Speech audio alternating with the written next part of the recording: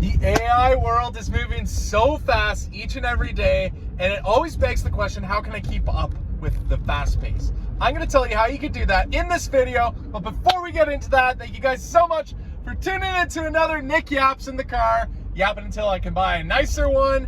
I want to talk to you guys about, I seriously feel a bit overwhelmed, to be honest, with how much AI is moving, how each competitor like Grok, Claude, ChatGPT, and all the others, let alone local models, let alone like just so much stuff. There's a new model that comes out like every other day, I swear. New platforms, everyone's releasing ADEs. It's absolutely insane trying to keep up with all of this. And as someone who like builds in public, I constantly get asked like, what do you think of this? What do you think of that model? And it does become overwhelming, guys. But I think I do have a little quick tip that I thought about a little bit here as a way to like sort of play around and make sure that you can keep up so you don't fall behind. So one thing that I've started to recognize is you definitely cannot realize that you can like keep up with everything every single day, right? You cannot play around with every single model because that's too costly, right? Like you have to have a budget for where you're going to utilize AI for. You can't simply just go off and say, I'm going to spend $20 on this brand new thing, because guess what? There's got to be another new one that you would have to spend. Oh, got to reset my car. Oops. There's another whole model that you'd have to spend money on. It would just be an endless cycle. You would overwhelm yourself. So I almost kind of say, how do you keep up with all the evolving technology? I'm here saying you can't. Take it one day at a time, guys. Like seriously, like as of recording this, Grokbot came out, and it's super cool to take a look at. And I was like looking at the preview trailers. I'm like, does this replace OpenClaw and Hermes? Meanwhile, like I haven't even like utilized OpenClaw or Hermes myself. I'm taking it one day at a time, guys. That's really one way to put it. So yeah, one thing is I got to recognize like Grokbot, like yeah, people are saying, will it replace those? I seriously wasn't even able to find myself a use case for OpenClaw or Hermes. So recognize, guys, which tools you probably will be using. Follow reviews, follow people who use the tools, who do nice reviews. If they aren't willing to say nice things about it, like simply just let go of it. Like don't bother playing around with it, guys.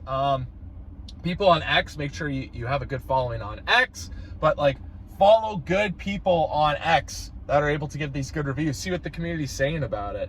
Dismiss things that will not provide benefit to you. And yeah, really sit down and ask your own agents, what use cases do you have for this new model? This new model just dropped.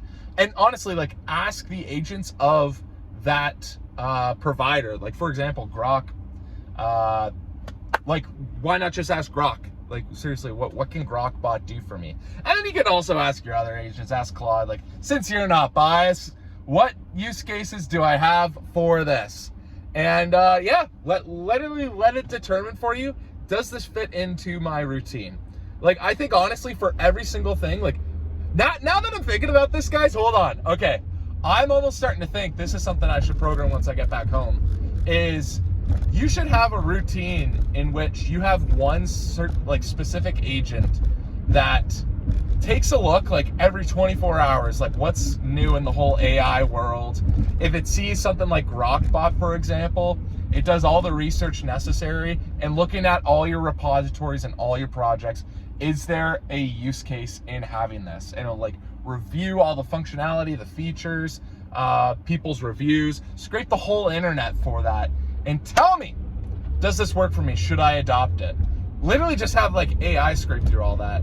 Guys, the more I make these videos, the more I realize there's no point in doing anything yourself at all anymore, because AI can literally just do it faster and better. And that's seriously what I'm starting to recognize is I'm trying to really make my whole workflow, like other than the fact that I'm like live streaming. Of course, you want to keep that realistic. Other than content creation, like try to automate absolutely everything. Uploading content, obviously like even vibe coding. Like I'm to the point now where I'm trying to see if I can like create myself a dashboard that has like the top to-do list items based on what's in my calendar, what's in my emails, what's all in like the different repositories for all my different projects.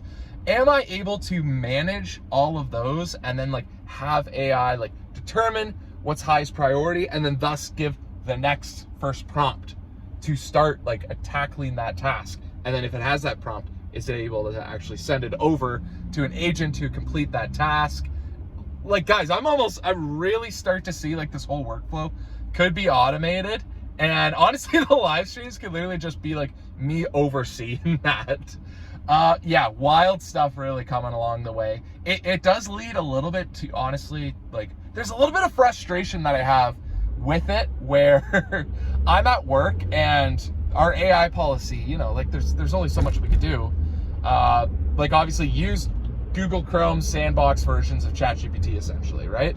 And I'm just doing this manual work and I'm just like thinking in the back of my head, oh my word, like I seriously wish I could just like have agents like cook this for me. I'd be so much more ahead if I had the agents. But there's only so much you could do. There's only so much you can do when you have a policy set like that.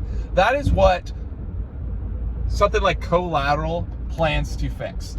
Although there are policies set in place in which utilizing AI is not appropriate, CoLateral, I honestly think the benefits shown as a real demo to CoLateral for engineering firms, if they saw what that could accomplish, I think that would seriously change everything about what people make about their AI policies. Currently, AI policies are set in place for like, you know, factor of safety in terms of like the security for all the documents in their firm. I think rather like if people are recognizing that AI could like further enhance the security of their documents, and B, how amazing it is in enhancing workflow. Sorry, I'm trying to switch lanes and this is getting really difficult. Okay, there we go.